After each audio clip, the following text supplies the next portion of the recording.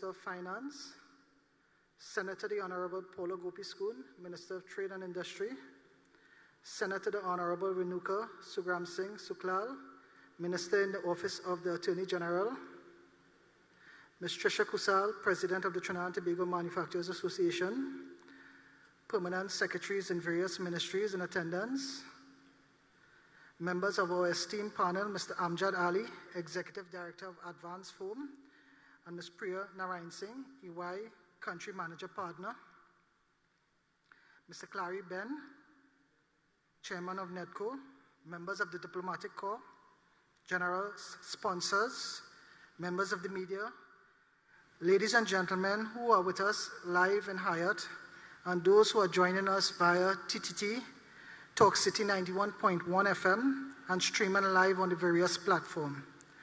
Welcome to one and all.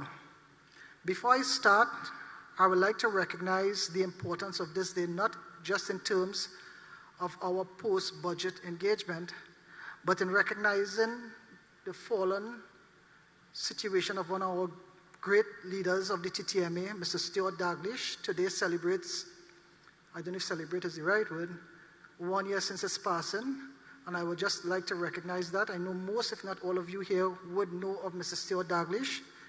It's a very sad day for us at the TTMA and the TTMA fraternity, but he was too noteworthy not to be recognized in this capacity. I would also like to say that the TTMA family, we are very happy to hear some of the pronouncements in the budget as was read yesterday. We look forward to the deliberation in the Parliament, but most importantly, we look forward to the details, some of the details we hope to receive from the Honourable Minister, as well as from some of the panels that we have here, who will probably ask and probe the Minister in terms of insights as to some of the strategies outlined, and we look forward to hearing those things that would help move the TTMA, the non-energy sector, forward on the trajectory path that we were so glad to hear as announced in the statistics by the Minister. I would like to take this opportunity as well to thank all of you for coming here this afternoon and joining us. It feels so good to be in this physical engagement with you all. It has been too long. I welcome this initiative. I know the board of the TTMA welcome this initiative. I'd also like to say on behalf of the board of the TTMA, we look forward to continuing partnering with you in all our events. All the remaining events of the TTMA for 2022 will be physical events, so we look forward to that. My job here really and truly is a relatively easy one in that I am tasked with introducing the various speakers, and my first call will be on Ms. Tricia Coosal, President of the TTMA. Ms. Coosal is the current President of the Trinidad and Tobago Manufacturers Association, Trustee of Guardian Neediest Case Fund, and Chair of TTMA's Productive Committee. She's also the founding Managing Director and Corporate Secretary of Top Class Distributors Limited, a company which falls under her sole jurisdiction. Ms. Coosal is an Executive Director of Finance and Administration of the Coosal's group of companies, which allows the management and execution of a wide range of economic aspects. Her role in the 70-year-old plus Coosal group allows her to possess a broad range of managerial skills, which is not only limited to finance and administration, but extends to manufacturing, wholesale, retail, HR. I welcome Ms. Tricia Coosal to the podium.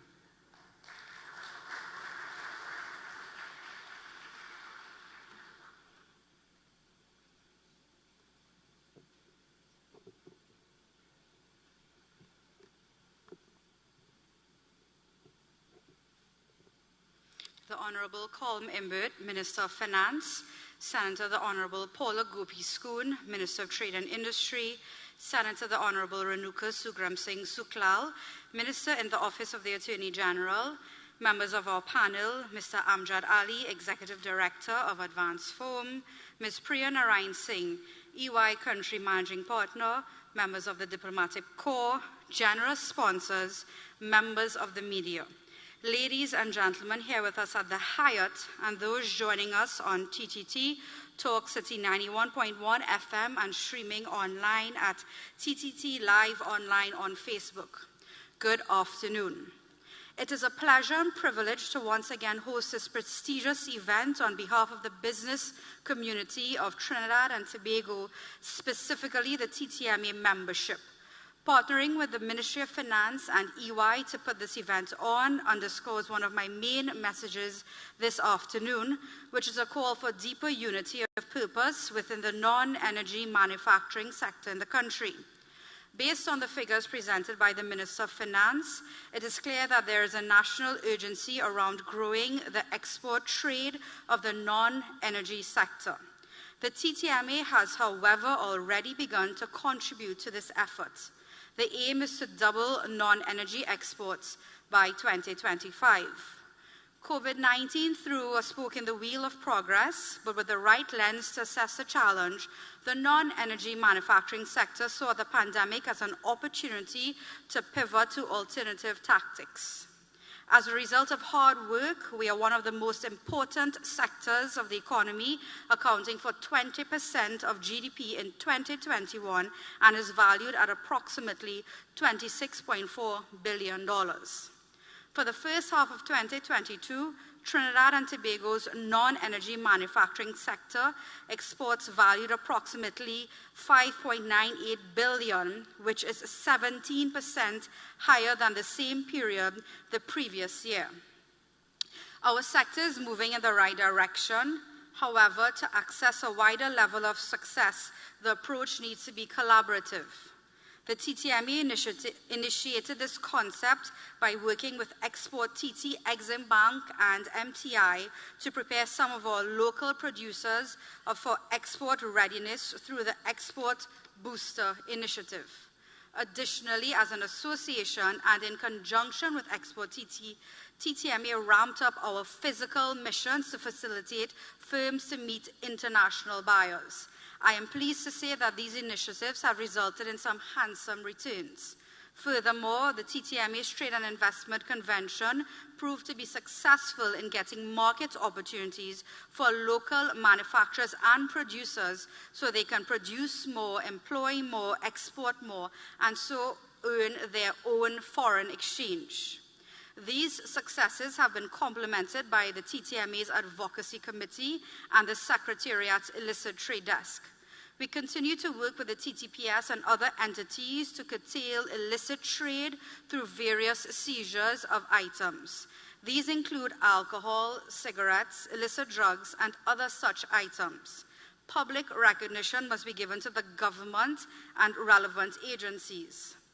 Please permit me to mention a few key hindrances that hamper an enabling business environment, in particular foreign direct investment. Minister of Finance, Minister of Trade, and relevant stakeholders, I wish to bring to your attention that one of these obstacles is a crime situation in the country. I am not speaking to allocating resources via budgetary considerations at the moment, but more so the dire need to find practical and successful solutions. We are all fully aware that the escalating crime problem translates to a disincentive to investment, higher cost to operate, possible brain drain, and other such ills to society. The effects of these factors erode our competitiveness. The TTMA stands ready to work with the authorities to find innovative solutions to bring the scourge of crime under better management. Another area of major concern of the TTMA community is navigating trade mechanisms. By this, I mean that firms are very efficient up to their factory gate, but once outside an environment that is transparent, predictable, and efficient is scarce. The development of more efficient border agencies, port operations, tax collection, data collection, and digitalized environment will improve investors' confidence and desire to be in TNT. The business community welcomes initiatives presented in the budget that give hope to moving the needle in the right direction where these challenges are concerned.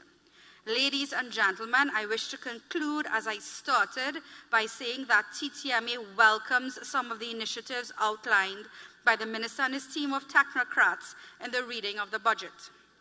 We recognize that some of our recommendations were considered, and for this we are thankful. Let us put similar magnanimous efforts, resources, and energy into implementation so that the trajectory we have found ourselves on from a non-energy manufacturing perspective can be sustained. As noted earlier, such efforts will lead to deepened intersectorial partnerships and therefore widening the benefits of economic diversification. Finally, I thank the Minister of Finance, the Honourable Colm Imbert, for joining the TTMA for a 4th year in our post-budget discussion. I also want to thank our line minister, the Honourable Paula Gopi-Schoon, for being a true partner to the manufacturing sector and the TTMA. We look toward to fruitful discussions as we work together to move our country forward. It has been my pleasure and a privilege to address this distinguished audience again. Thank you.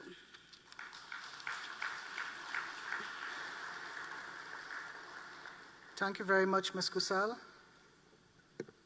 As Ms. Coosal alluded to, the TTMA is very heartened about some of the initiatives outlined in the budget, some of these things being incentive for the SME sector, the FX facility being revisited and possibly expanded at Exim Bank, issues as they relate to VAT payments, tax credit of $50,000 for the SME sector, the apprenticeship program, institutional capacity building in areas of the TTRA and the Trinidad, the TPA.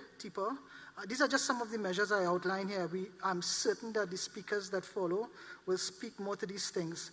In that regard, let me say that one housekeeping item is to inform you that if you have any questions to pose to the panel, please WhatsApp your question to 705-6712. That's 705-6712. Can't guarantee that we'll take all the questions, but definitely we'll pose some of these questions to the very eloquent speakers that we have this afternoon. So my task at this time is to introduce to you the first member on our panel, Mr. Amjad Ali, Executive Director of Advanced Foam. Mr. Ali is currently a director, as I said, of Advanced Foam, the largest foam mattress manufacturer in the Caribbean. Advanced Foam manufactures under the license, the brands of Serta, Sealy, Restonic, among others. Mr. Ali served as president of the TTMA for the period 1996 to 1998 and was the recipient of the 2020 prestigious TTMA's Lifetime Award. Mr. Ali is also a director of Hummingbird Investments Limited, a real estate development company, World Bed and Barbados, and Furniture Plus, a retail furniture chain. He is also chairman of CIC Insurance Brokers Limited, the oldest indigenous brokerage company in Trinidad and Tobago. And I could go on, but I will save some time by inviting Mr. Ali to come and speak to you this afternoon. Mr. Ali.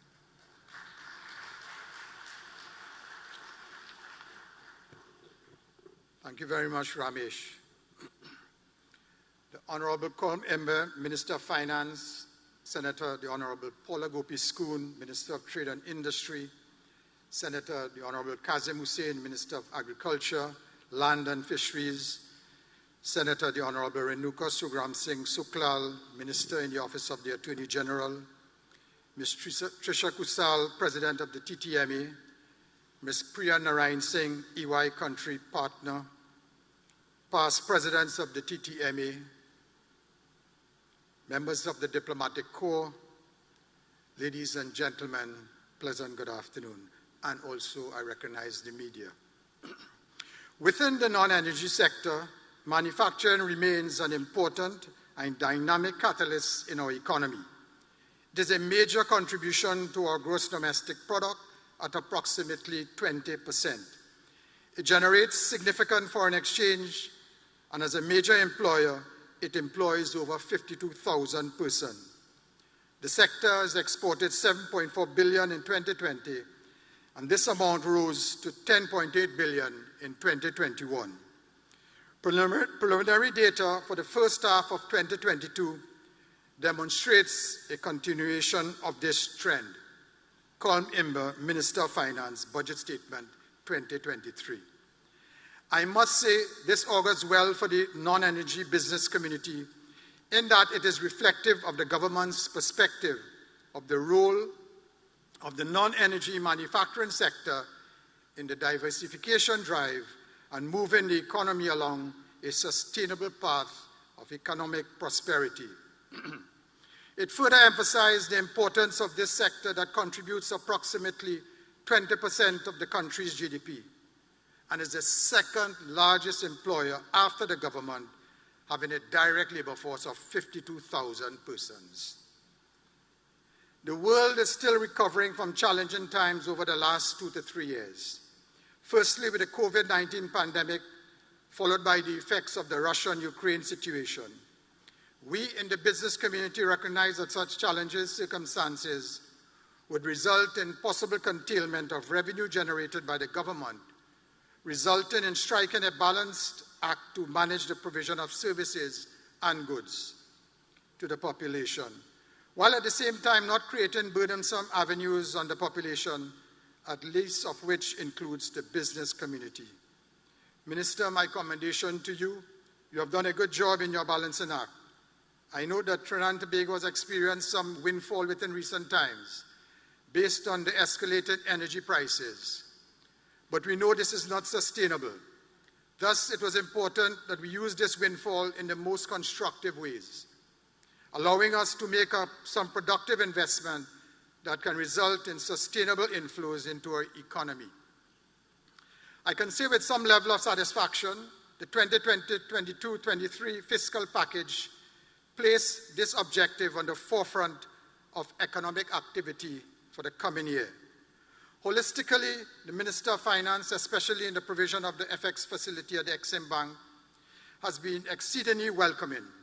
It was mentioned that 220 SMEs have benefited from the facility, allowing us to keep our doors open during the COVID period, but more importantly, allowing us to grow our export initiatives. Minister, there is no better testament of your policy than to see the efforts of your measures on the sustainability and growth of the SME sector in the country. We all know that SMEs are the lifeblood of any economy.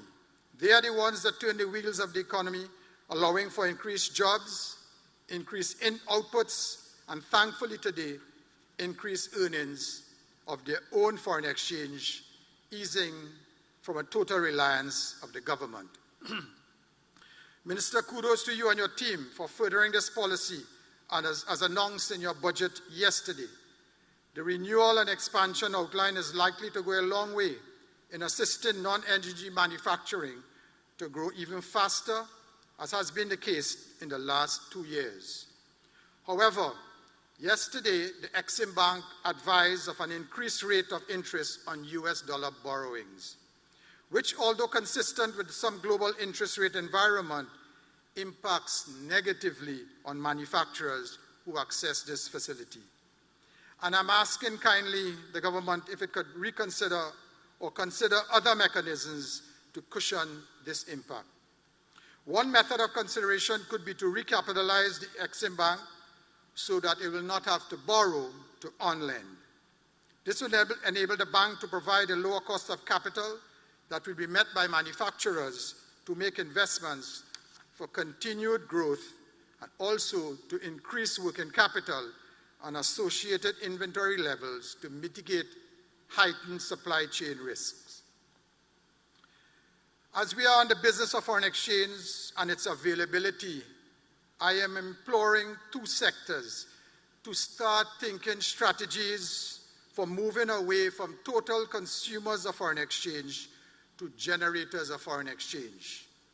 The larger supermarket chains with their strong balance sheets and healthy cash positions can shift to productive agriculture and agri-processing, thereby reducing foreign exchange consumption, creating employment, and possibly becoming exporters and earners of foreign exchange. Further, the big distribution companies with established infrastructure to include logistics and procurement can reverse engineer these capabilities and work with our SMEs to purchase and export their products, thereby changing from foreign exchange consumption to FX earning instead. And I think we have a very good example in the Hardcore Group who have made that shift and doing it quite successfully. Minister, may I thank you and your cabinet colleague, the Honourable Minister of Trade and Industry, in presenting fiscal stimulus measures for the business community via the Export Booster Initiative and others. These measures are working well. There have been a number of SMEs that benefited under the program, especially in the areas of certification. These companies are now better equipped to enter the export market and earn their own foreign exchange as well. In doing so, they will be producing and employing more persons, and just as importantly, they are integrally involved in the local economy, utilizing more local indigenous material in their production process, bringing true meaning to the cycled economy. Furthermore, the funding in the amount of $500 million in partnership with the commercial banks on a long-term loan guarantee scheme for SMEs is laudable and indeed most welcome, as the structure where government guarantees the loan up to 80%, inclusive of a 2-year moratorium on repayments, would be a major stimulant to SMEs. Ladies and gentlemen, the greatest of initiatives and plans with best intended outcomes and expectations would only be bankable if they are executed and effected in the most timely, efficient, and effective manner. And so I wish to note that in other budgets similar to the one outlined yesterday, one cannot fault policy measures outlined.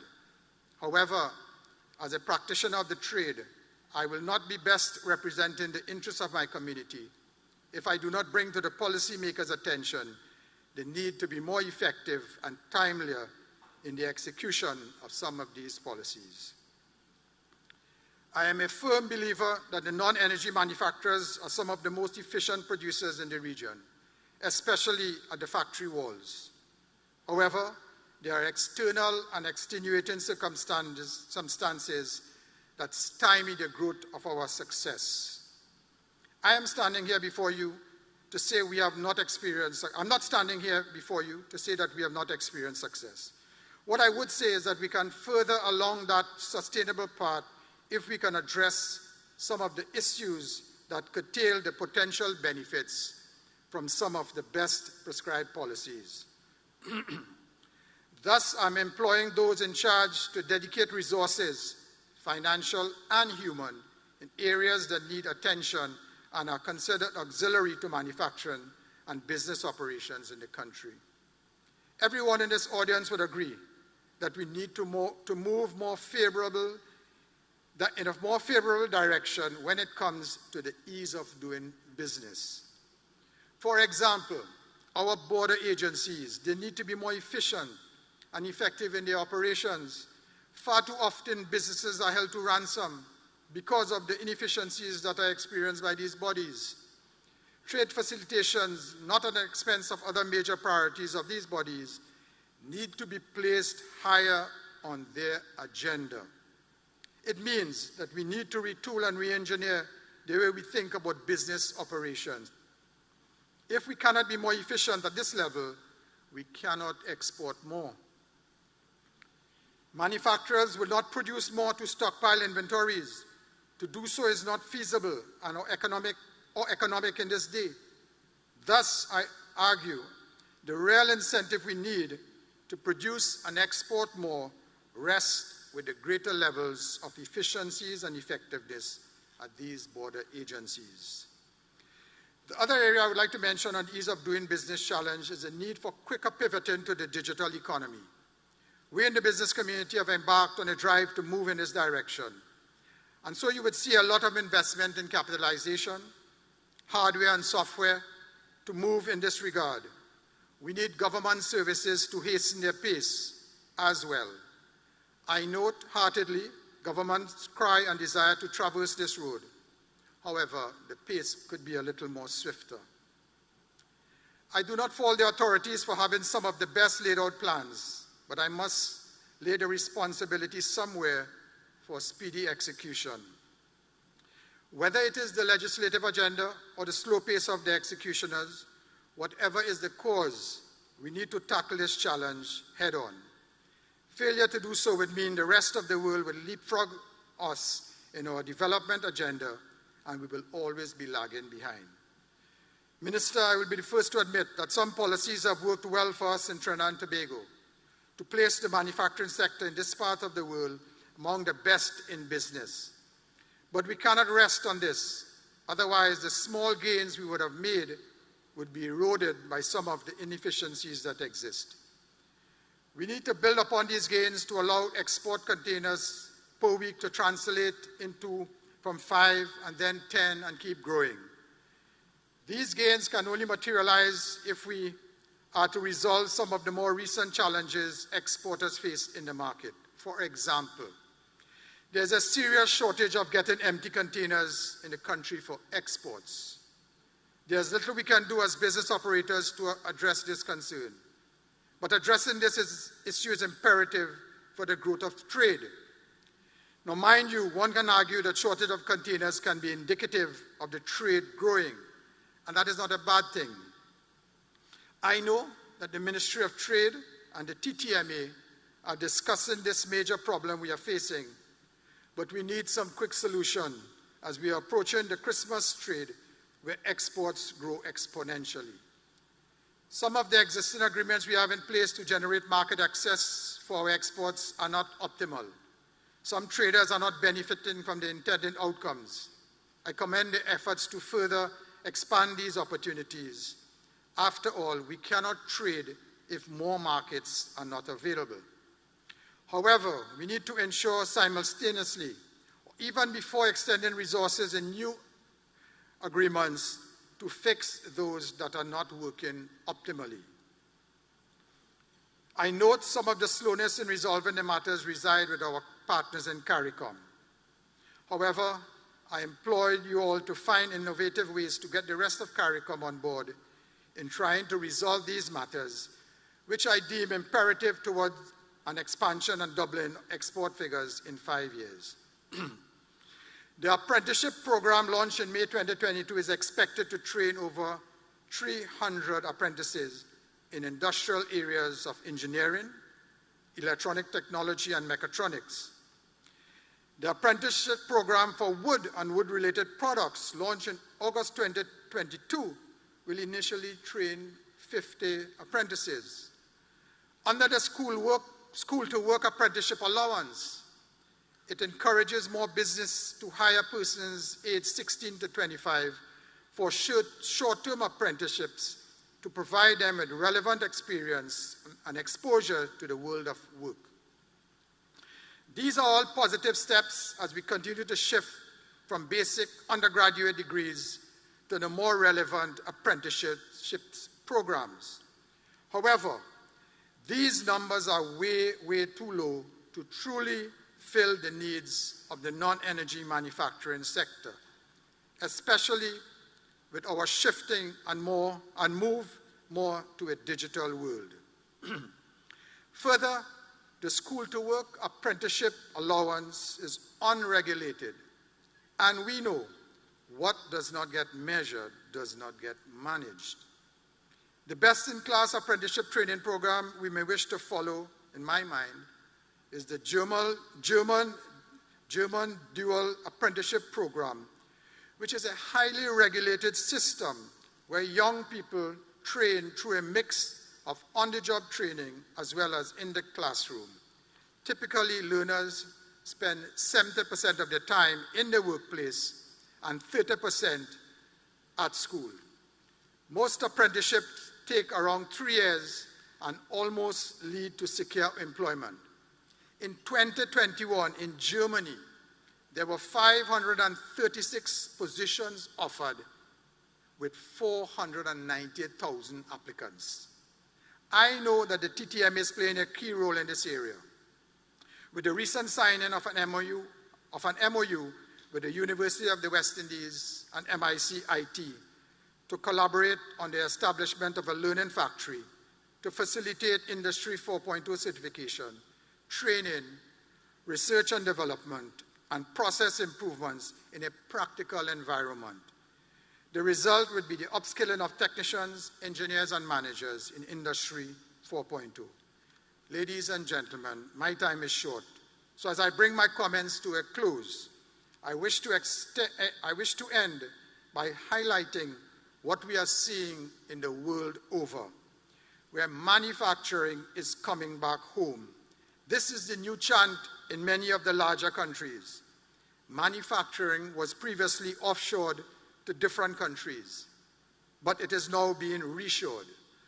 Reshoring is on track to create more manufacturing jobs in the US than foreign direct investment for the third straight year. The wave of manufacturing jobs in the US from reshoring is projected to create 400,000 jobs by the end of this year, a 35% increase from 2021's total of 261,000. US Steel is investing in a $3 billion steelmaking factory in Arkansas. Nucor is spending approximately $2.7 billion on a steel plate mill in Kentucky, and General Motors is spending $7 billion on 4 new plants in Michigan, just to name a few. Chinese manufacturers are responding and have found the perfect solution: Mexico. Chinese-owned factories are sprouting up south of the US border to get closer to the US, the world's largest consumer market. The data is clear. Investing in manufacturing is still an incredibly good option. And with our FTAs and government incentives, the time is now to commit to increasing our investments in non-energy manufacturing. I am sure InvestTT is focusing on investments in non-energy manufacturing to catch this wave. I look forward to the presentations of my fellow panelists, who I am sure will be more illustrative in their presentation and would undoubtedly be fielding the hard questions in the Q&A segment. I thank you.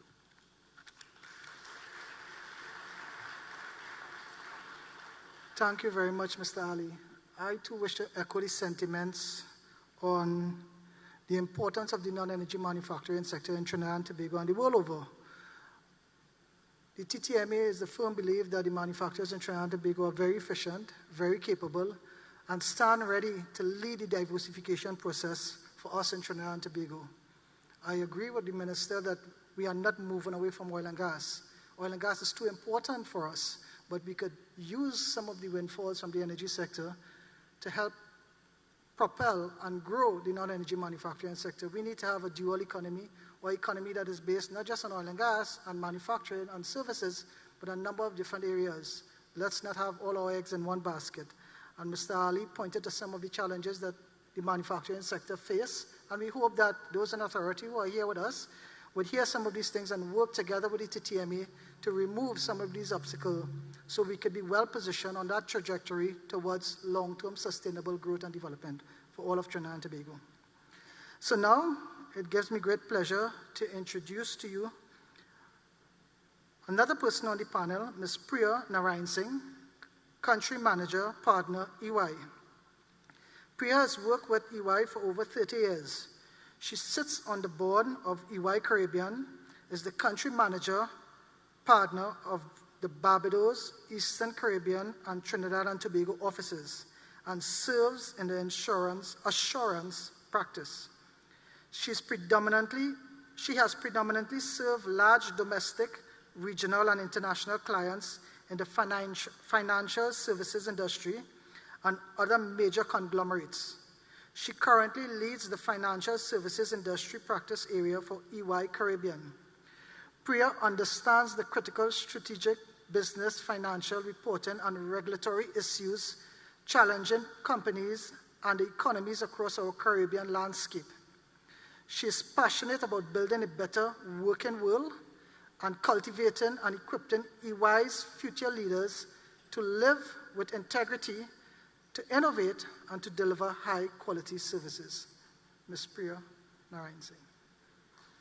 How she say it?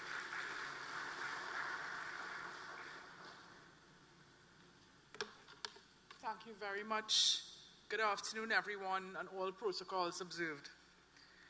I'm very happy to be here with you this afternoon to share a few of EY's perspectives. Thank you also, Minister Imbert, for what I would describe as your thoughtful budget presentation yesterday. And my comments are interestingly aligned with my previous speakers.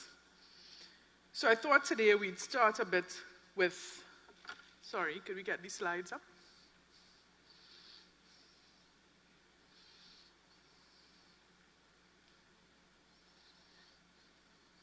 Great. So I thought today it'll be good to start a bit with where we are. And, oh, sorry, I'm seeing it there. Okay, great. To start a bit with where we are, and it's a fair statement, in my opinion, to say that we're in a relatively enviable position. We've navigated some challenging years, no doubt, dealing with lower energy prices and a pandemic. And as a nation, we're showing improvements in all of our key metrics. But we've also clearly come to understand the volatility of the oil and gas sector and the impact that those fluctuations have on our economy. We now have to face more global turbulence, fluctuating commodity prices, inflationary pressures, supply chain challenges, war, increased interest rates, uncertain financial markets. And in our region, we're also dealing with de-risking, currency pressures, crime and security, to name a few. The markets and the business community and consumers are not confident yet that the global interventions will stabilize. But developed countries are also facing similar challenges, and there's no easy solution. If we look at the US, they're really trying to manage inflation with interest rates.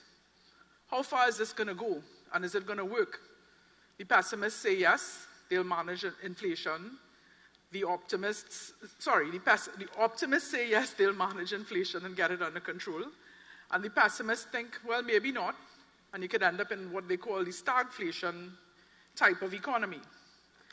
The UK, well, wow, we've all been looking at the pound. We have a new Prime Minister, a really interesting budget, different way to pivot, some big bets. How is it all going to play out? We don't know. And Europe, of course, has it a little more challenging because of their inherent dependence on energy from Russia. So I say this to say we get that there's no easy solution. And developed countries are also dealing with this. But at the same time, I think it's important to recognize Trinidad and Tobago, have some significant advantages. And maybe we don't always kind of sit back and check into those, but there are many. And I also, at this stage, kind of want to pull out the strength of our private sector is a significant advantage. We have a private sector that is well capitalized. They are poised for expansion, ready for expansion, and therefore, how do we collaborate and work together and make that happen? Our Caribbean neighbors are not so lucky. Many of them have to look externally for investment. We have regionally headquartered companies here that are operating and expanding, and we can do this with that collaboration. I also just wanted to build on something the minister talked about yesterday, where he talked about the prices of our gas and diesel and so on relative to other countries. Look at where we are in terms of the cost of electricity. This is, again, a significant advantage for operating here, and especially for you guys in the manufacturing sector. Trust me, I live kind of between here and Barbados. My electricity bill in Trinidad is $50 US a month. My electricity bill in Barbados is $400 US a month. Similar setup, but that's the reality. So, as citizens, and as a member of the private sector, I was very happy to hear the minister speak of taking advantage of the current buoyancy, temporary as it may be. We want to help, and we want to partner with you. So let's talk about some of the additional considerations we have to make. Pivoting our economy away from the volatile petroleum sector. I think some of my speakers covered a lot of that with respect to the non-energy manufacturing as an example, and I'll talk a little bit more about that later on. Let's spend a minute on creating a culture of trust and accountability. We celebrate the progress that has been made with the TTRA, and we eagerly anticipate this. Why? We must all pay our dues. If we have systems that are integrated, we can embed technology and use that to make sure that things make sense and we are collecting what needs to be collected. But even as individuals, there's more for us to do. What about people that we, insist on cash payments, or vendors that give us invoices without VAT, and we know that's not going to be correct? How do we each take a stand and really work to bring this culture of accountability? The technology is important, and that's something that just has to happen naturally.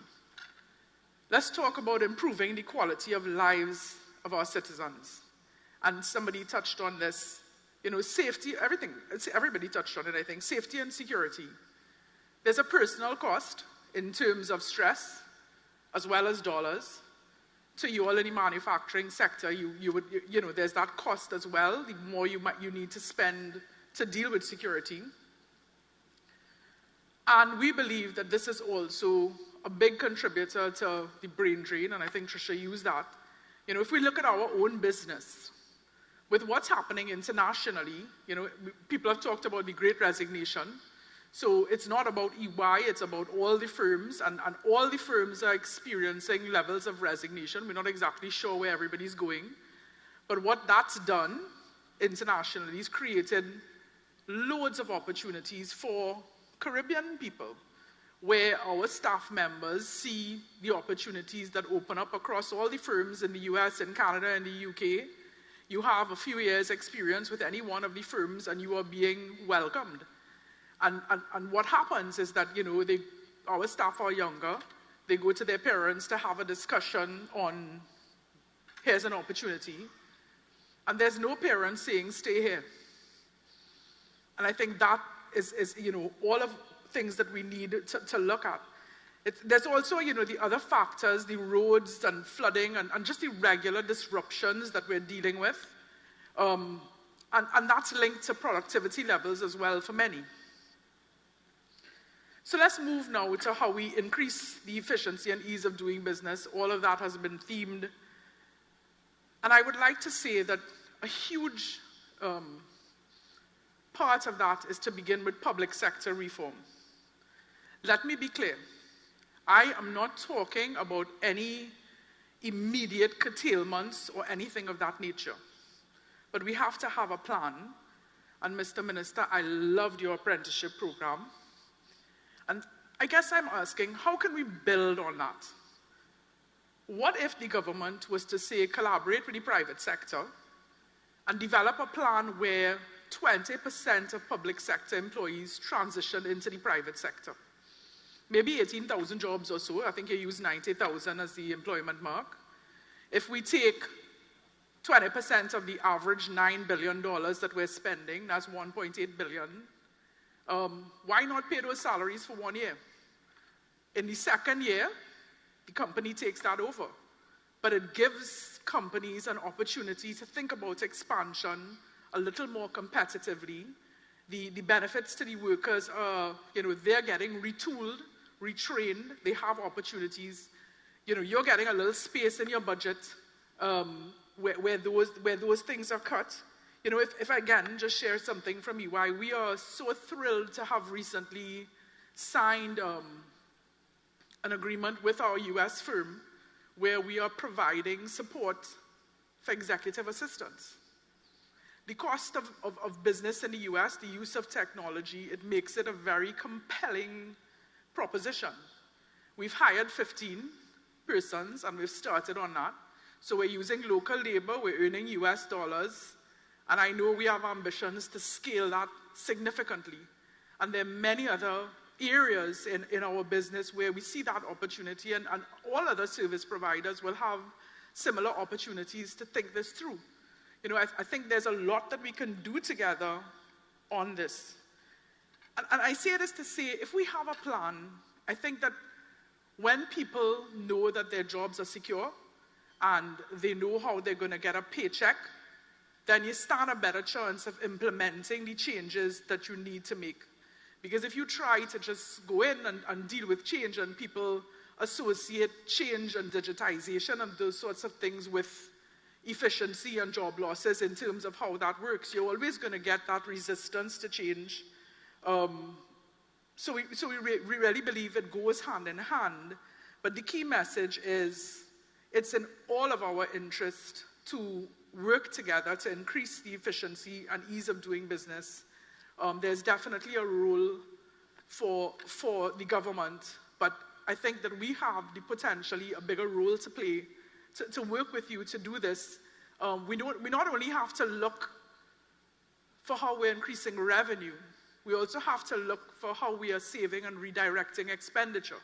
How do we take current expenditure, spend differently, redirect that into capital expenditure to fund the growth and development that we're looking for?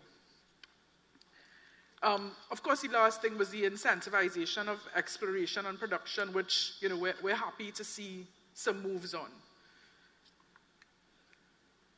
So just to say, I mean, you know, my previous speakers covered a lot on the manufacturing sector.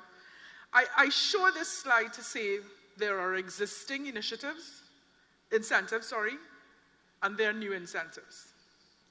But if we just use the last incentive, you know, is there an opportunity here for this sector to start thinking about energy differently? Can the minister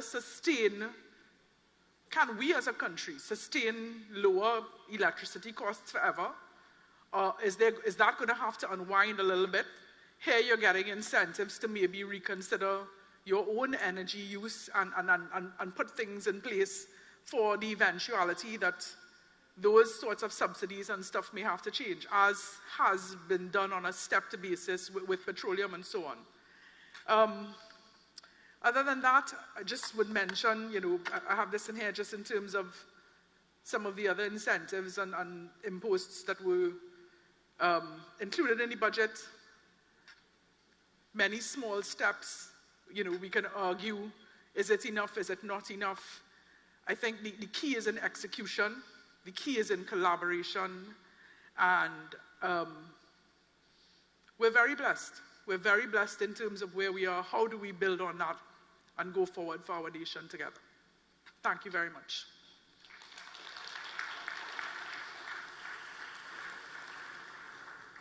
Thank you, Pria, for your insightful comments on some of the items outlined in the budget. And it's heartening that you identify one of the factors of production, labor, that is key towards the development of any society. And your out-of-the-box thinking about transitioning some of the existing labor force from the public sector to the private sector is noted, and I think it's very innovative and could bear some great fruits to us in the business community. So thank you very much for those very insightful thoughts. Now it gives me great pleasure to invite to the podium to bring some remarks, to bring some oversight on the presentation he presented yesterday, Fiscal Package 2022-2023.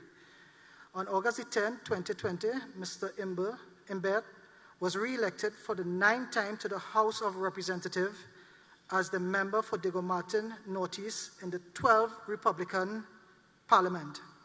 As of August 2021, he has served as an elected PNM Member of Parliament for over 30 continuous years and as a cabinet minister in 6 PNM governments for an aggregate cabinet experience of over 18 years. He's also one of the most prolific debaters in the Parliament, have contributed to hundreds of debates. For over 40 years, Mr. Imbert has also been serving Trinidad and Tobago and the Caribbean region in his original profession of an engineer. In August 2020, the PNM was returned to government for his second term, and Mr. Imbert was reappointed as Minister of Finance, returning as an MP for the 9th time and a cabinet minister for the 6th time. Mr. Imbert has also acted as Prime Minister in the absence of the substantive Prime Minister on several occasions. Mr. Imbert.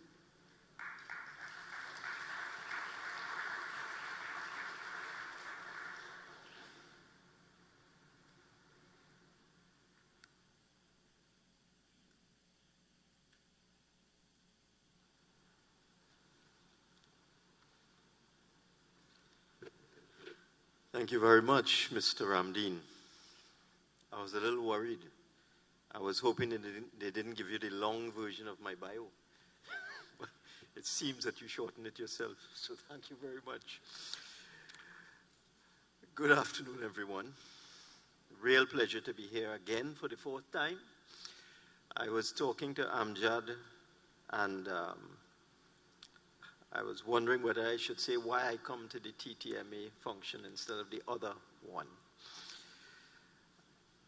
And before I get into my speech, the reason is that I am really interested in what the Trinidad and Tobago manufacturers are doing, and I really want to work with them to create jobs, stimulate economic activity, boost exports, earn foreign exchange, because that's what it's all about.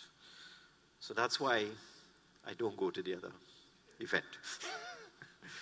I'm not sure they do all of those things. So, Senator the Honourable Paula Gopi-Skoon, Minister of Trade and Industry. Senator the Honourable Renuka Sugramsingh Suklal, Minister in the Office of the Attorney General. Members of the Diplomatic Corps, Ms. Tricia Coosal, President of the TTMA, Dr. Mahindra Ramdeen, CEO of the TTMA, members of the panel, Mr. Amjad Ali, Ms. Pria Narinesingh, members of the media, distinguished guests, ladies and gentlemen. Before I get into this brief presentation, I must say, Ms. Narinesingh, I really enjoyed that presentation. That was fantastic. Very positive, very refreshing. I was surprised. I was. You know, normally when you hear people from the private sector speak, it's always negative. That was one of the most positive presentations I've ever heard. Put a lot of things in perspective. Now, we have recognized the importance of the manufacturing sector for years, and the vital role the sector plays in its contribution to GDP. And when Amjad was talking, I actually pulled up the latest review of the economy, and the manufacturing sector does, in fact, contribute 19.9% to GDP. That's the latest figure for 2022, 20%. So it's a very, very important sector. It also contributes not just in terms of GDP, but in terms of revenue, in terms of taxation revenue, and also job creation, most important. If you go through my budget presentation for this year, you will see the focus on manufacturing. The other focus is on revitalizing the oil and gas sector. Because if I digress, we are a mature energy province. They have been exploiting oil, or we have been exploiting oil commercially in Trinidad and Tobago for 100 years. I've said before, and I'll say it again, the first oil well ever drilled in the world was in Trinidad and Tobago. There are some people that claim it was drilled somewhere in the United States, but it wasn't. It was drilled somewhere in the Forest Park area. There was a captain who came onshore to get oil for his vessel, and he drilled a well, and he produced oil. I think it's in 1857. So, but the commercial production began around 1920s, 100 years ago. So we have been producing oil for that long, and therefore, we're not like other new provinces like Guyana, where you drill a well and the oil comes out. We have to be sophisticated. We have to use all sorts of methods, secondary recovery and so on. But our revenues are so dependent on what we get out of the oil and gas sector that the government must focus on it. There's such a significant contribution to revenues. But on the other hand, the other area that we believe is equally significant is the manufacturing sector. And if you look at my budget presentation, my speechwriter put a word inside of here that I must confess I had to go in the dictionary to see what it meant. That it has been a leitmotif in my fiscal statement that we wish to help the manufacturing sector. Leitmotif, by the way, means theme. I discovered that when I went to the dictionary. So we have worked diligently at creating an environment within which competitive businesses can grow. And I've listened very carefully. I listened to what Amjad said. And you're right about customs. And it is inefficient. And we need to deal with it. There's no two ways about that. Because whenever I hear about the ease of doing business, I turn to the Minister of Trade. And I say, that's your fault. But you reminded me that it's also the fault of the Ministry of Finance, because we are in charge of customs and we need to deal with that environment. We need to digitize it. We need to allow for online payments. We need to speed up processes. And it is going to be a project of the Ministry of Finance in 2023. You can be sure of that. But when we look at the way the non-oil sector is contributing to the economy, it's now contributing more than 50% of GDP. It's very important. And we expect the sector to grow by 2.5%, real growth in 2022, and to continue to grow in 2023, 24, 25, and so on. As Amjad has said, the sector employs 52,000 persons. And when you look at the statistics, I got these statistics out of a speech made by my colleague, Minister of Trade. And I was telling her at the table, I hope she's right, because I am using them to demonstrate the progress that our exporters are making. The sector exported 7.4 billion in 2020. That increased to 10.8 billion in 2021. And when we look at the first half of 2022, we're seeing that the exports from the manufacturing sector for the first half of the year were valued at 6 billion. So if you continue with that trend, you may end out the year at 12 billion, which would mean that you'd have grown from 7 billion in 2020, 10 billion in 2021, 12 billion in 2022. So you may very well achieve your target of doubling your exports within a 4 to 5 year period. And let me repeat some of the sectors, because these statistics are important. What we found that food and beverages increased by 28%. And that's one of the key sectors of the manufacturing sector. Food and beverages went up from 1.1 billion to 1.4 billion in the first half of this year compared to the first half of last year. Chemicals and fertilizers increased by 103%. Paper and paper products, 29% increase year on year. Tobacco manufacturing increased by 31%. Glass and glass products increased by 45%. Wood and wood-related products increased by 55%. These are actual measured statistics looking at what our manufacturers in these sectors exported in 2021 and 2022 for the same period. So the progress is tremendous. You will have heard what we're planning to do with our apprenticeship program, and I must tell you, Amjad, that it is based on a German model. All of MIC's programs from inception are based on the German tradesman model. The new program we just started for wood and wood products manufacturing, I must say I myself had no idea of the contribution that wood and wood products make to our economy, and it's something that we definitely need to focus on. The export booster, that helps manufacturers get international certification, and what we are doing for the last several years, we in finance have been looking at what trade is doing, because we think what the Ministry of Trade is doing is so important in terms of being, if I could use an analogy, the first responder to the manufacturing sector.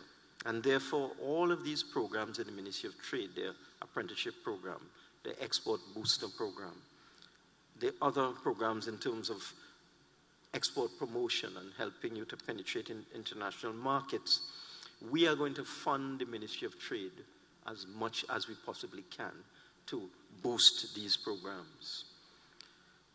The Exim Bank Forex window facility, I only hear good things about it.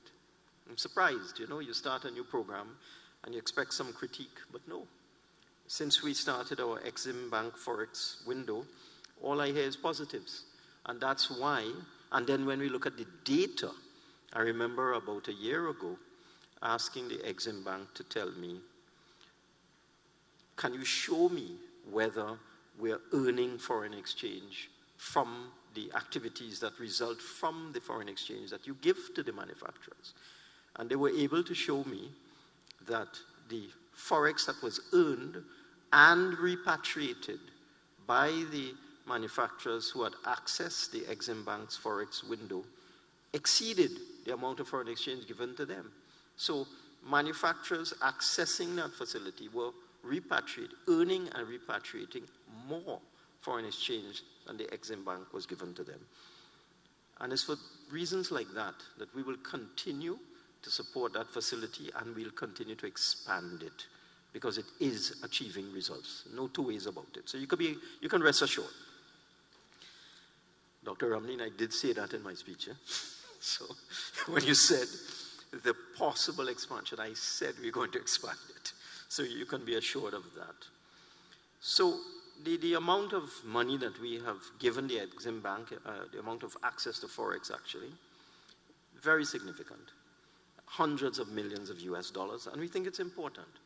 And we will continue to provide more and more funding or more and more access to Forex to the Exim Bank for this manufacturer export facility and also for importers of essential items, because that's also very important.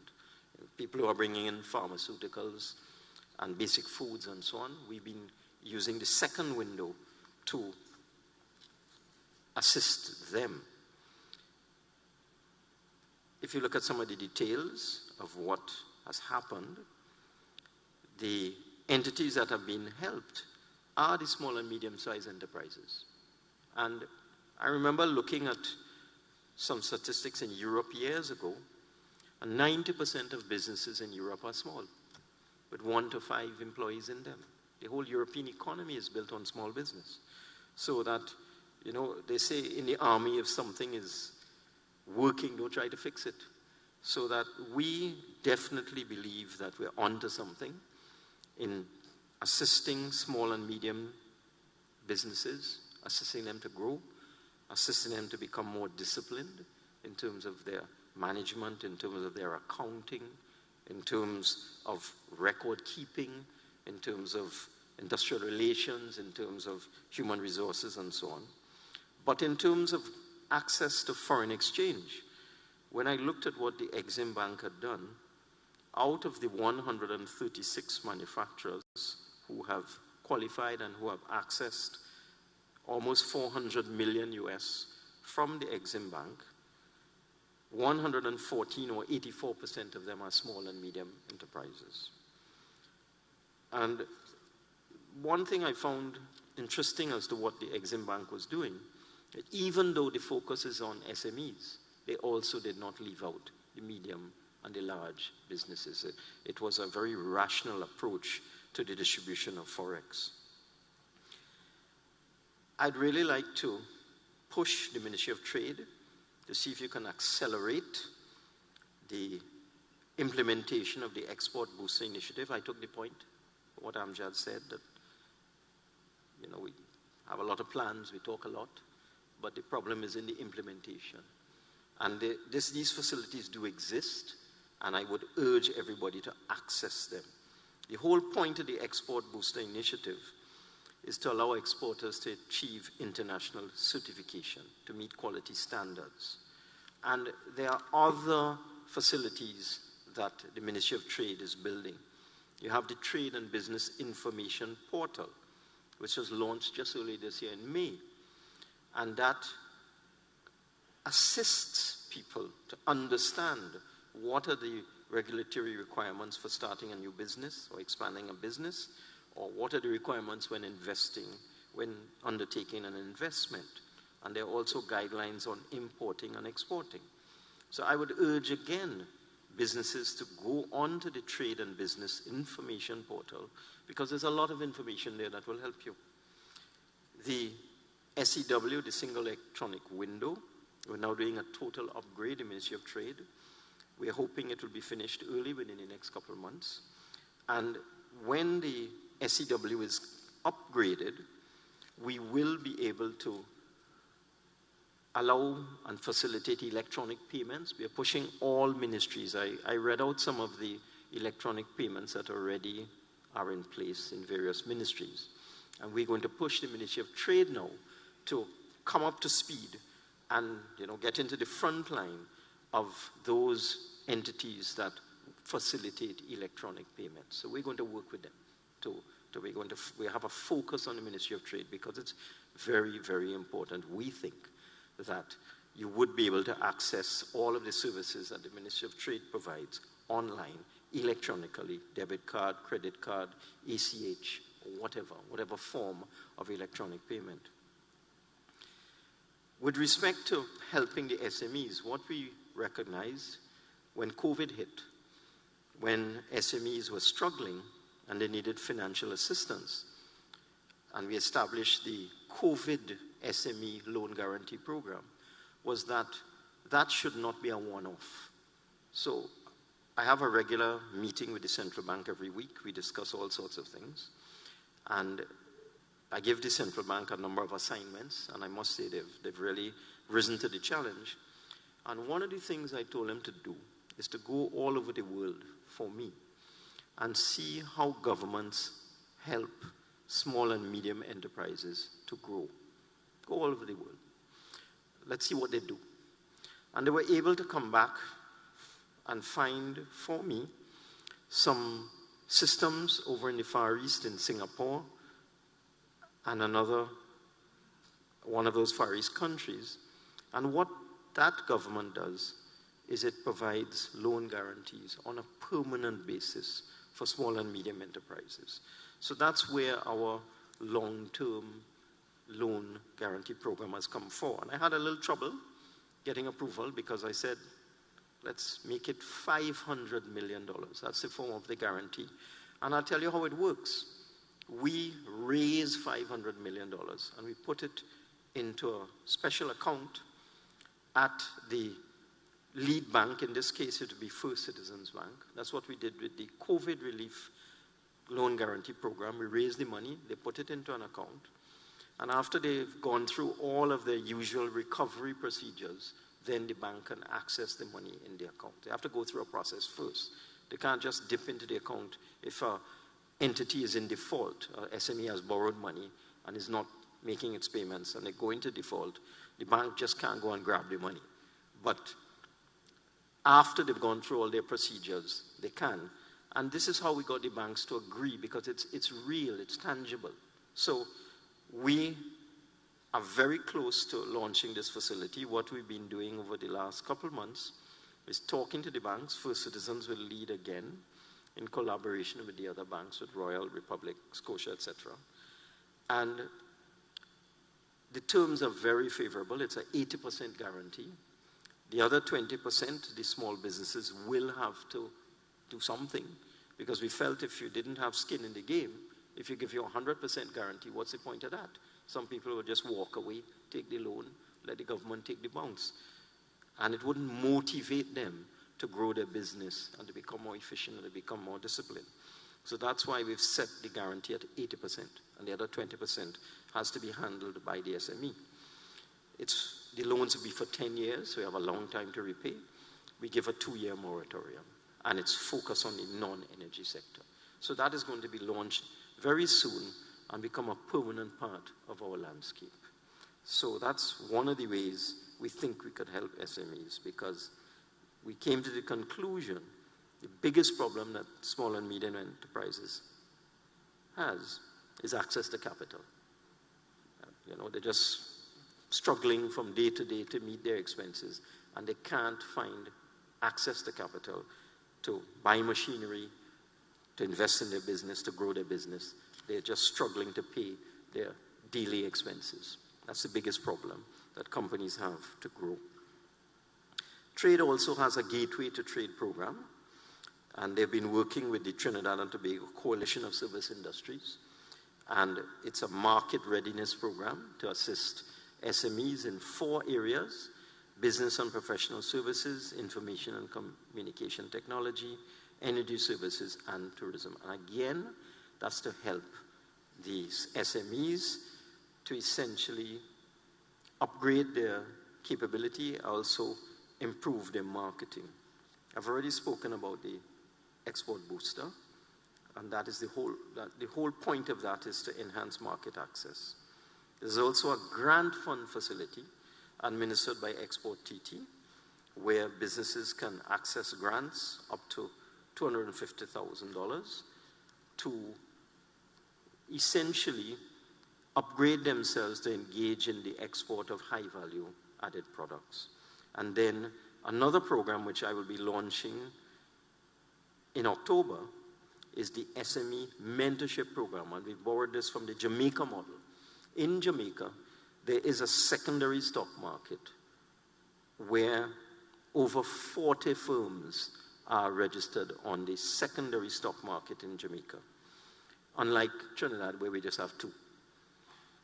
And the reason why the Jamaica model works is that they have included in their system a mentorship program, so that if you want to register on the junior stock exchange in Jamaica, you have to have a mentor.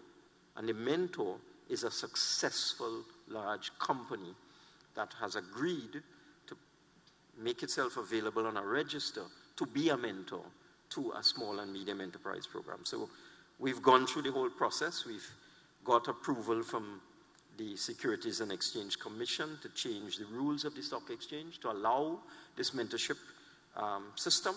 And we'll be launching this SME mentorship program on the stock exchange or with the stock exchange within the next month or so.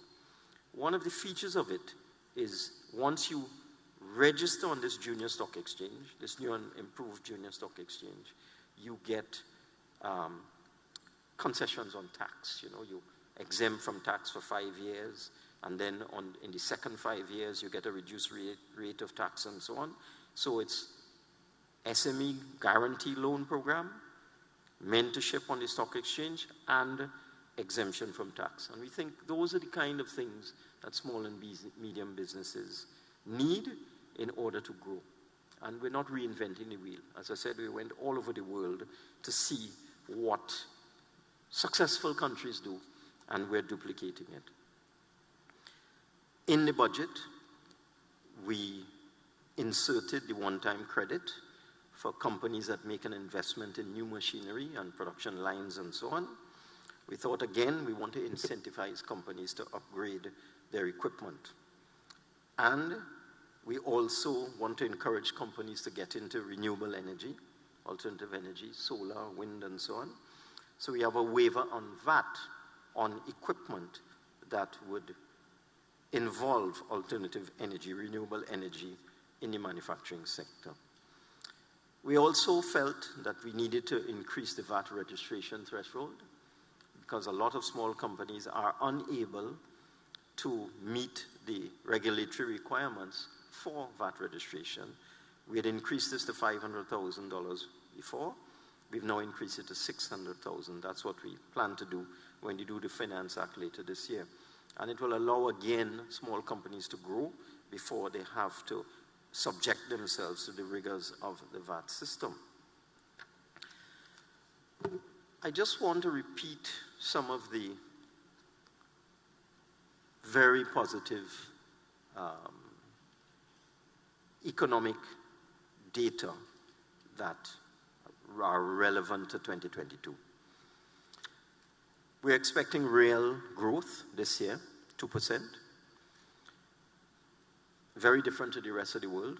The rest of the world seems to be heading into a recession, which is not good for our exporters, but we are holding our own. But in terms of our nominal GDP, I mean, the results are astonishing. In 2020, our nominal GDP was $142 billion. A nominal GDP is simply the volume of goods produced in the country by the current prices, the current market prices. There's no correction for inflation. Real GDP corrects the output for inflation going back to a benchmark year. So nominal GDP is what's happening now. And in 2020, our GDP was 142 billion. We expected to hit 191 billion in 2022. So in just 2 years, our GDP will have grown by 34%. And this is not happening by accident. We are seeing growth everywhere. I read out the figures for the first half of 2022 in the manufacturing sector. You're seeing 17% growth there. And when your nominal GDP increases like that, there are all sorts of positive spin-offs. Our per capita GDP has gone up from 15,000 US in 2020 to 20,000 US in 2022. Our debt to GDP ratio has gone down. And this is what the rating agencies look at. And the credit rating is very important because it affects your ability to borrow. We still have an investment grade rating, and that's why we are able to go on the international market and raise money quite easily. I went on the international market in the middle of COVID. I was shocked. We raised 500 million US in a couple hours at 4.5% over 10 years. That's because we have an investment grade rating. If we didn't, it would not have been so easy. And what the credit rating agencies look at, one of the things they look at is your debt profile. So, like the rest of the world, things weren't looking good during COVID. You had the developed countries, UK, etc. Their debt to GDP ratio was going over 100%. We had hit 80% and we were going up. And when I met with the rating agencies in 2020 and even in 2021, they weren't happy because they look at your debt profile and they say, look, that's an indication of your ability to borrow in the future. Our debt to GDP ratio has now gone down. We were expected to hit 90. Instead, we dropped to 70. So we're in a very good place where that is concerned. In terms of the fiscal deficit, this is probably the lowest fiscal deficit the country has had for about 12 years. It's probably the lowest. We could have balanced the budget, you know. If we didn't have to put money into the Heritage Fund, we put in 1.1 billion. And if we didn't have to spend $2 billion on subsidizing fuel, we'd have balanced the budget. But we decided to do it. We had to do the Heritage Fund deposit by law, because that's the law. And then, well, the fuel subsidy is another story. But we had expected a deficit in 2022 of 9 billion. We ended the year with a deficit of 2 billion. So we've done very well. And going forward, Ms. Narinesingh spoke about volatility, and she's absolutely right. The price of oil and the price of gas, those prices are extremely volatile. And what's happening in the world today is that a single action or a single statement by a single spokesperson can affect the price of oil by $3 and $4 in a day. So that when you hear a spokesman say, some important authority like the OECD or the Federal Reserve or the World Bank says something, if they say, for example, that they expect global growth to increase, oil price jumps immediately. If they say they expect a recession, oil price drops immediately. And all of this happens in seconds. If war breaks out, oil price jumps up. If there's peace, oil price goes down. And then there's another actor in the room, and that is the US dollar, because oil is priced in US dollars. And the US dollar has been having an incredible run for the last year. In fact, I think I saw last week that the euro was trading at less than 1-to-1 in the US dollar. Unbelievable. Look at the pound. I was showing Minister of Trade. You know, we think our media is bad. But I was showing the Minister of Trade a headline in the, I think it's the Star in the UK, where they were making a big joke at the new Chancellor of the Exchequer, the equivalent of the Minister of Finance in England. And it's, "Mummy, I shrunk the pound." That's what it's all about. But I mean, the pound, I mean, ridiculous. A couple of years ago, the pound was 10-to-1.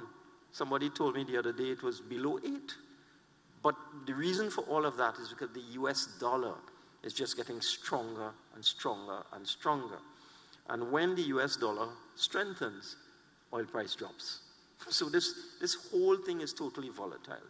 And one of the things that is affecting the world as well is China. And so it's amazing how these countries can affect commodity prices. China has a zero COVID policy now. So they're just locking down. Wherever there's an outbreak of COVID, they lock down the city. And that's creating problems for China's economic growth. There's an important Communist Party convention in a couple of weeks. Hopefully when that is over, they will ease up a little bit. It may happen. And next thing you see, China's growth goes up, oil goes up again. So we have been looking at all of these things. And we rely on experts. So we look at the US EIA, Energy Information. We look at what the World Bank has to say. We look at what the IMF is predicting with respect to oil prices. There's a European agency called the International Energy Agency. Then there are all sorts of other authorities, S&P, Fitch, and so on. And they all forecast oil prices. Usually all get it wrong.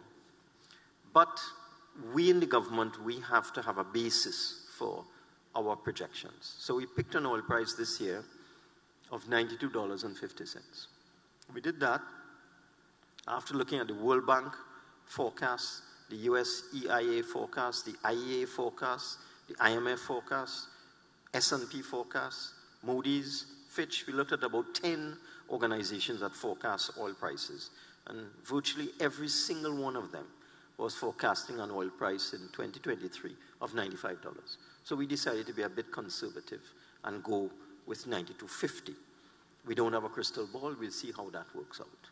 For every $5 that oil price fluctuates, the effect on our revenue is about $600 million. So if oil goes up to 100, we get an extra $600 million. If it drops $5, we lose $600 million. So we have used the best available advice and picked $92.50. We think we've been conservative on the gas price. Gas has crossed $9 per MMBTU recently in August. It's now today about $6.50. Again, that is based on jitters about a global recession and so on, but we don't think that that's going to last because there's so many countries that are moving to the use of natural gas as a cleaner fuel with the movement in the world towards climate change and so on. There's so many countries moving towards the use of natural gas that we believe the demand for natural gas will just continue to rise. And even so, while Henry Hub might be $6 or $7 today, the price of natural gas in Europe is $20, and in Japan it's $50. And we have restructured the way Trinidad and Tobago gets revenue from natural gas. It used to be based solely on the Henry Hub price. So when the Henry Hub price dropped to $1.50 or $1.70, in 2017, we were really hurting. And, you know, I must give credit to the Prime Minister and the Minister of Energy, Mr. Young. They went out there and they negotiated new terms with the gas companies. So now we get what is called extraordinary revenue based on a basket of prices, the Henry Hub price, the European price, and the Japanese price. So we've been getting several $1 billion in additional revenue over the last couple of years because of that new formula.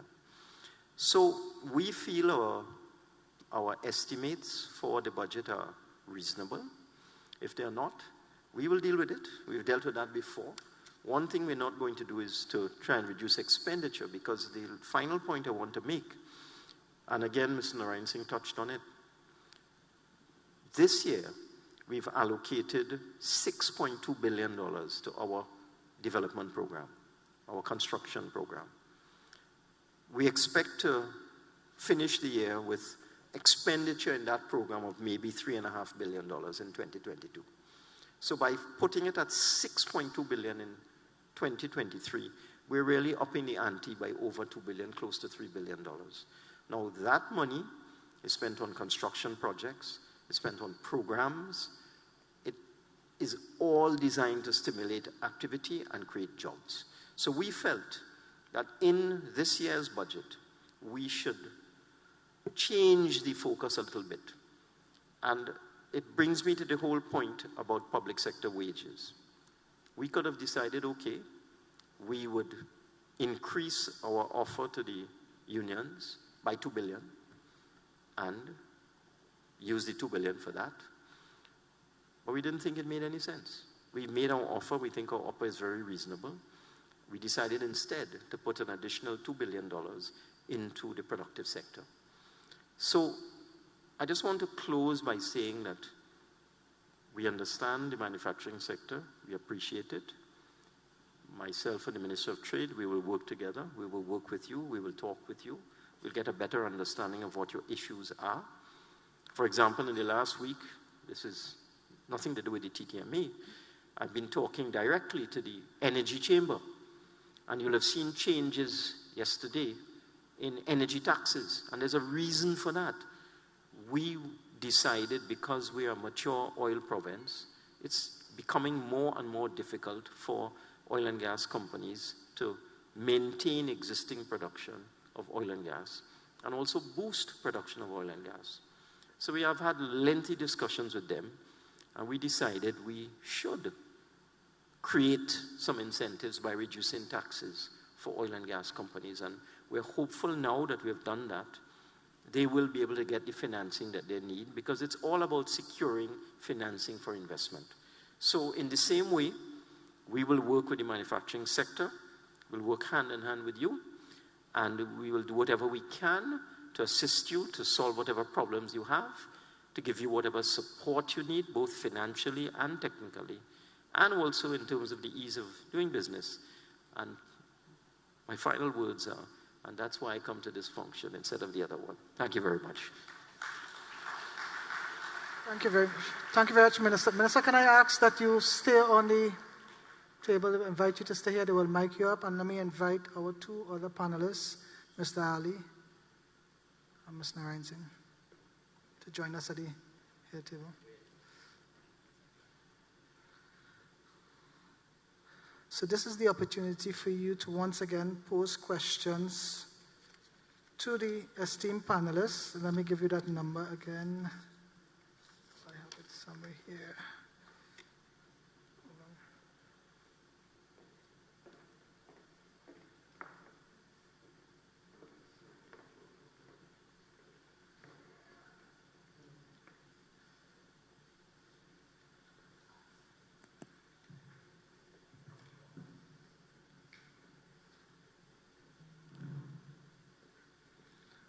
Okay, so if you have a question, you can WhatsApp it to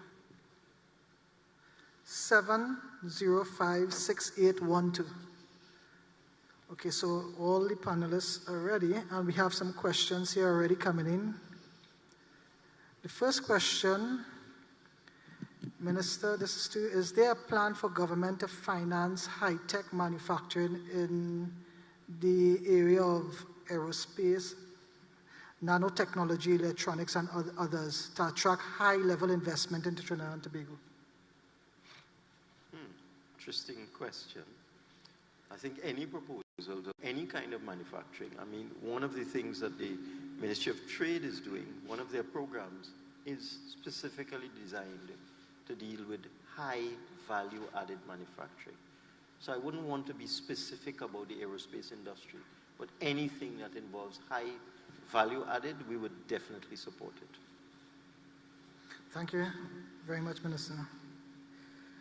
Minister, I have another question here. It says, I'm grateful that the government is deciding to move in the direction of digitalization, and they welcome payments of various offices via credit card and debit card. But the main challenge for manufacturing is that they still have to pay cash or checks with customs.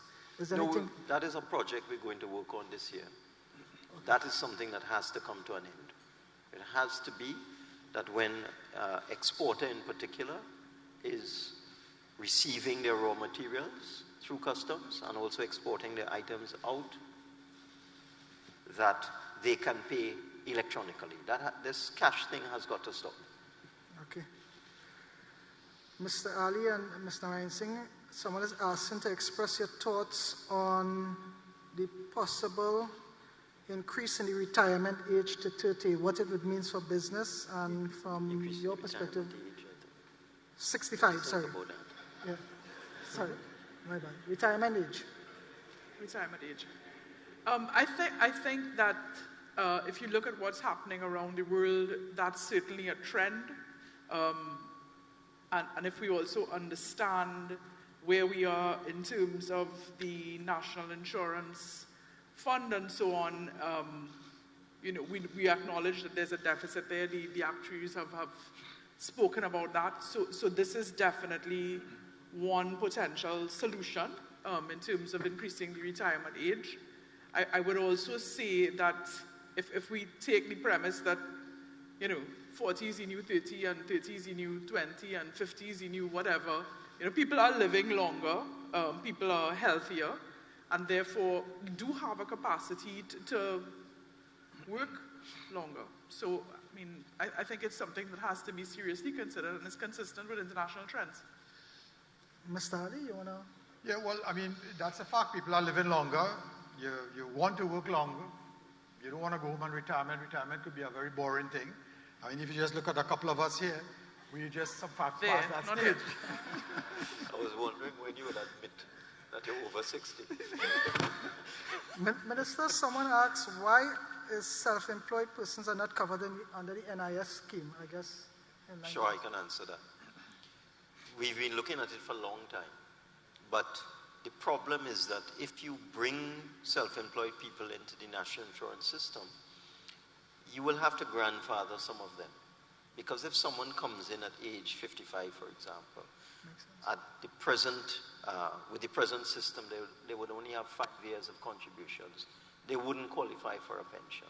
So if you're going to bring self-employed in, if you're going to encourage them to come in to be part of the system, to assist with the viability of the fund, you will have to grandfather some of them. And it's quite expensive. The last time we looked at it, it was going to cost us about $300 million. So we continue to look at the viability. You have to do a long-term sort of a life cycle costing to see if you spend $200 or $300 million up front to grandfather, say, 50-year-olds coming into the system, whether in the long term, if more and more self-employeds come in at younger ages, it will be a net positive. So we're still looking at that. That's the reason. Great. I have another question here, Minister. The question is, given the allocation in the budget for fixing roads, can the Minister state if there is any funding for fixing roads in E-Tech Industrial Park? Is any special allocation given to them? We are not discriminating.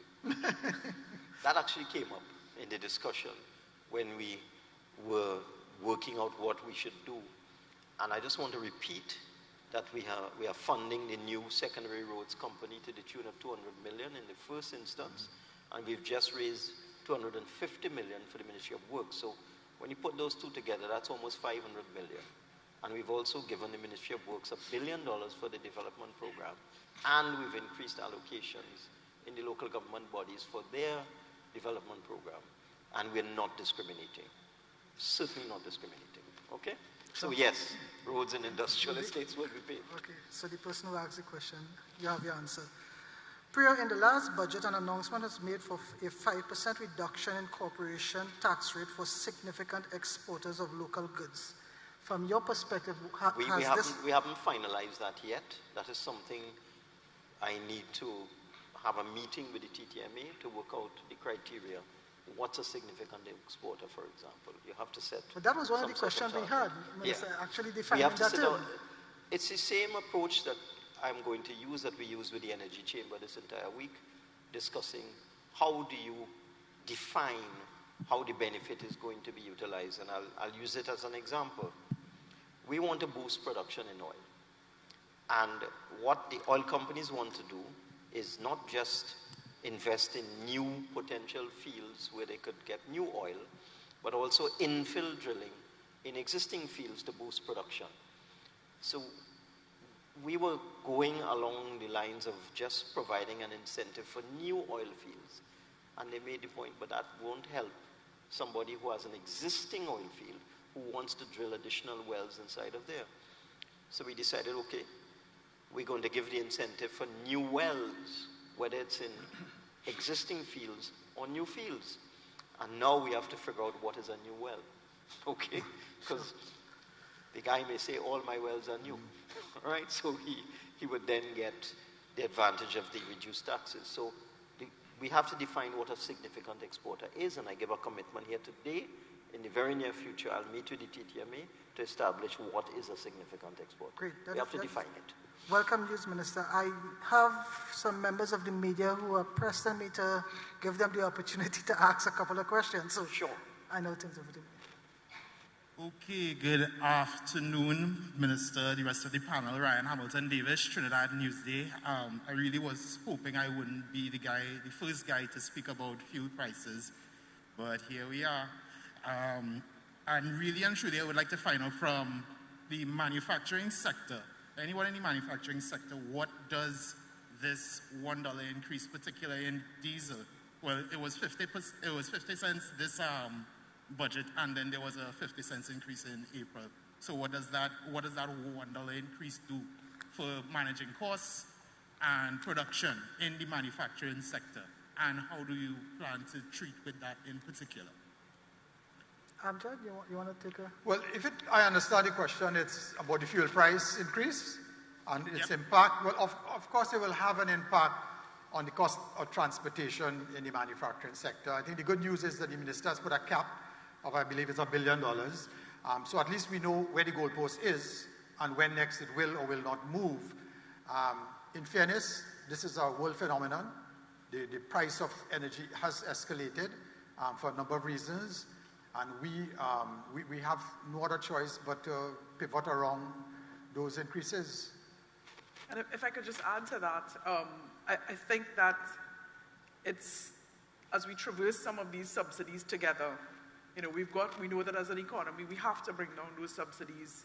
Mm-hmm. We've got to do it together. And I think from my discussions and our observations with clients in the manufacturing sector, there are other things that cost them a lot more, back to the ease of doing business, the port, security costs, all those other things that really are impacting margins and profitability play a big, big part as well. So if we could fix that, then you could manage some of these other costs. Indeed.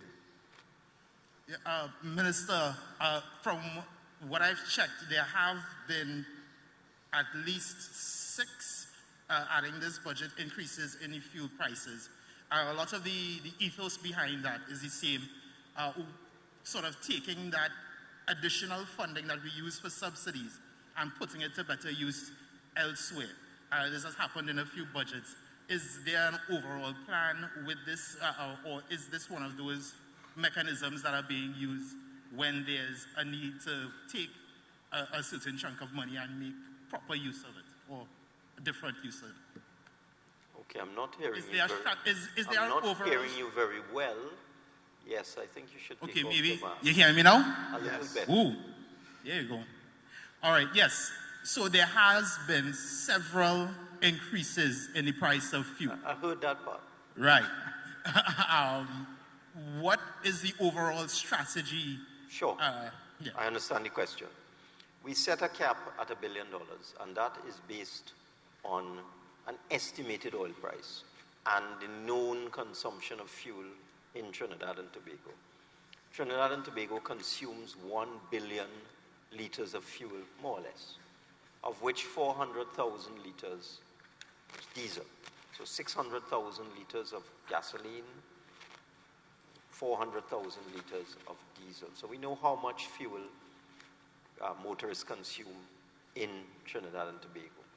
We also know what the cost price of gasoline and diesel is or are based on an oil price. So the $1 billion cap is based on an assumption that the oil price will be somewhere between $80 and $90. That's the $1 billion cap. We have based this budget on $92.50. So the prices that we used are based on that oil price. The cap is going to work both ways. And there is a problem both ways.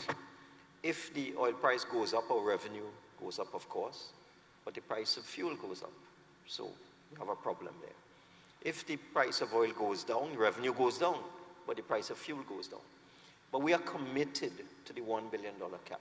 So if for some reason, and we hope that it won't happen too severely, let's say the price dropped to $80 or something like that, it will go below the figure that we've put for the cap, and we can make an adjustment in the other direction. Okay? That's the plan. And let me just talk about freeing up revenue and using it for other purposes. We gave a tax concession this budget, which I notice is not being featured prominently in the media. We increased the personal allowance from 84,000 to 90,000. So, whereas in the past, if you earned $7,000 a month or less, you were tax-free. It's now if you earn $7,500 a month or tax-free. That's going to cost the Treasury $450 million. It's not a small thing. If we had increased it from 7,000 to 8,000, it would have cost us $900 million. So we have decided to give up that $450 million in revenue, put more disposable income into the hands of consumers, allow them to boost sales in the retail trade and that sort of thing.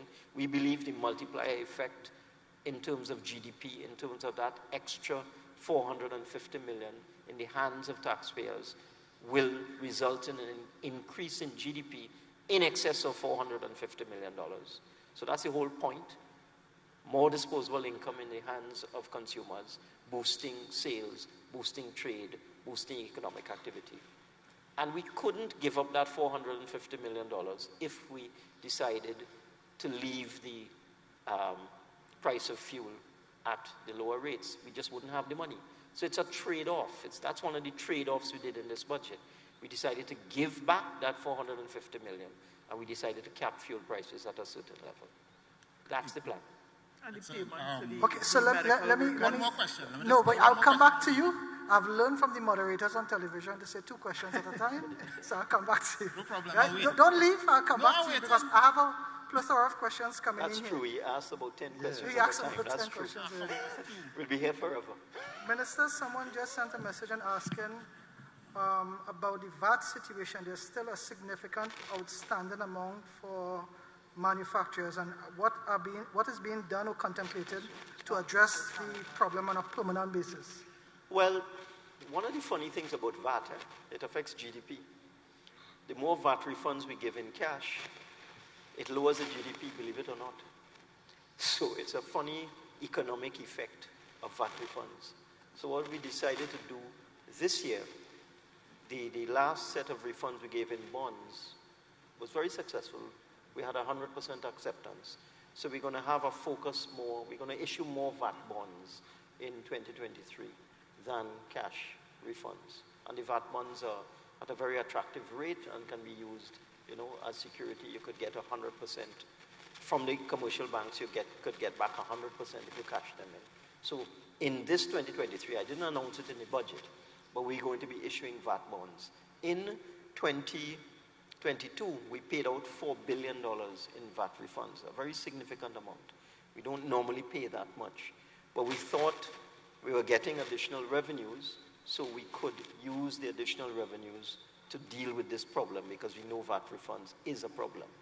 That if all businesses, not just manufacturers, don't get their refunds on a timely basis, it affects their cash flow.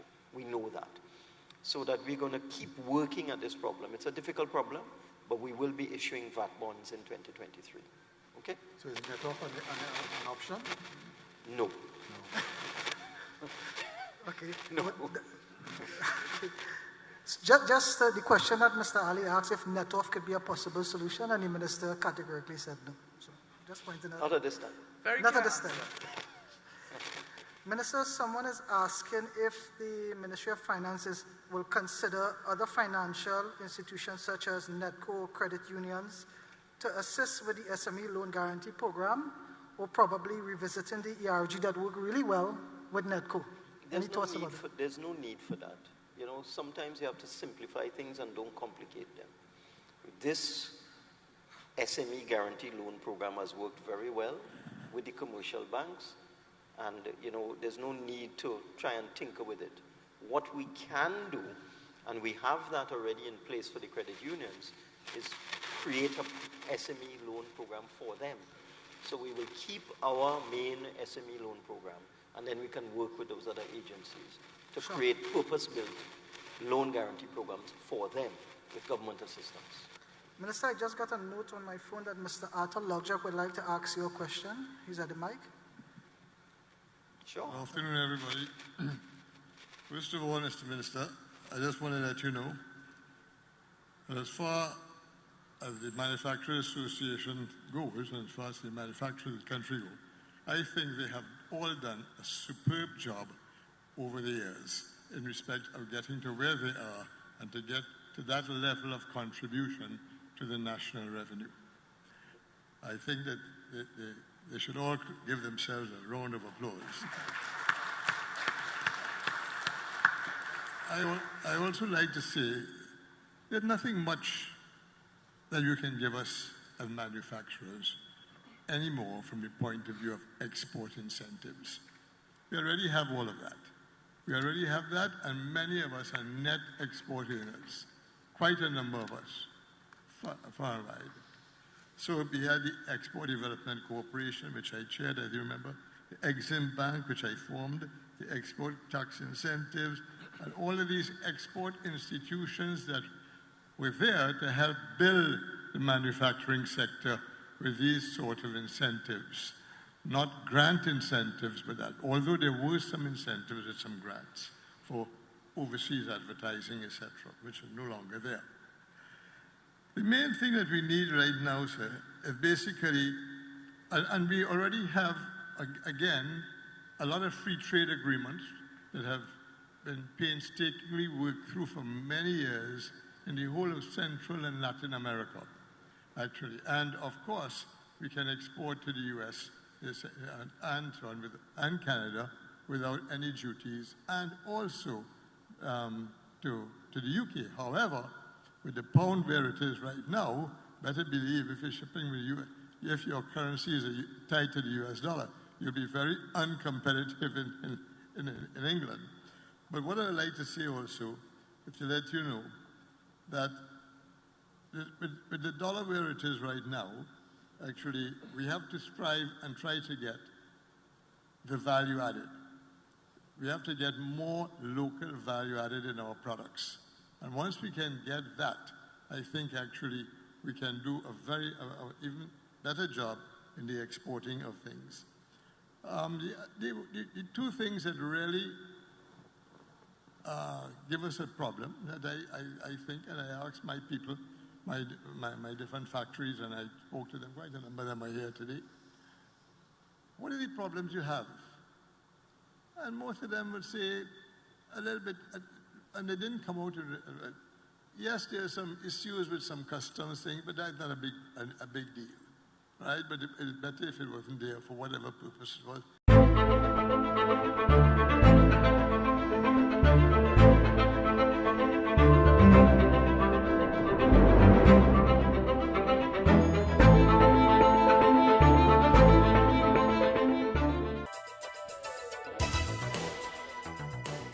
The winning numbers in the National Lottery online draws for Tuesday, 27th September 2022. At 10:30 a.m., play with number 7, Hog. Pick 2, the numbers 22 and 5 in that order. Pick 4, the numbers 1, 8, 0 and 3 in that order. And at 1 p.m., play with number 1, Centipede, Mega Bonus Ball called. Pick 2, the numbers 28 and 34 in that order. Pick 4, the numbers 0, 9, 0 and 6 in that order.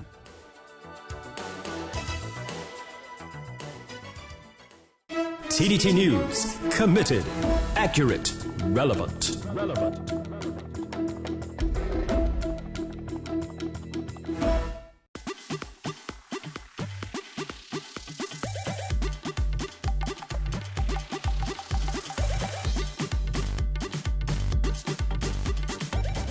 12 and under.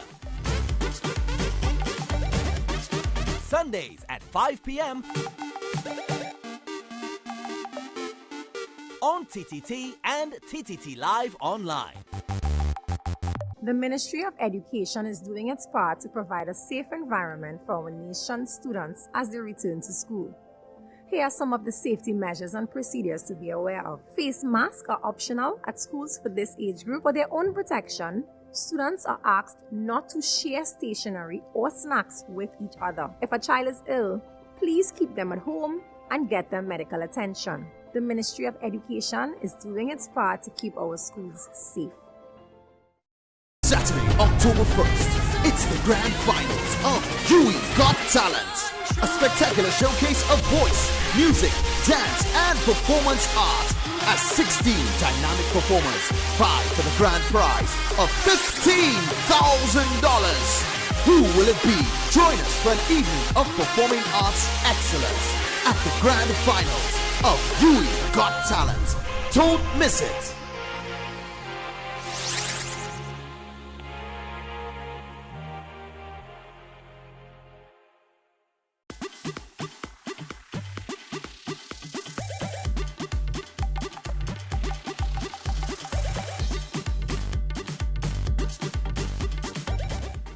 And under. Sundays at 5 p.m. on TTT and TTT Live Online. It's D-Best Republic Day sale at D-Best Toys. Visit us in-store for our Republic Day sale and get up to 20% off on selected items. Sale runs from September 24th to October 2nd. We've got items for everyone from newborns to adults. Come on down to our stores at Forces Flagship McBean and shop brands like Graco, Baby Alive, Barbie, Hot Wheels, Carter's, Baby Einstein, Disney, Amazon, Lego, Leapfrog, Cocomelon, LOL Surprise, VTech, Old Navy, National Geographic, Paw Patrol, and Ride-Ons. Or pick up items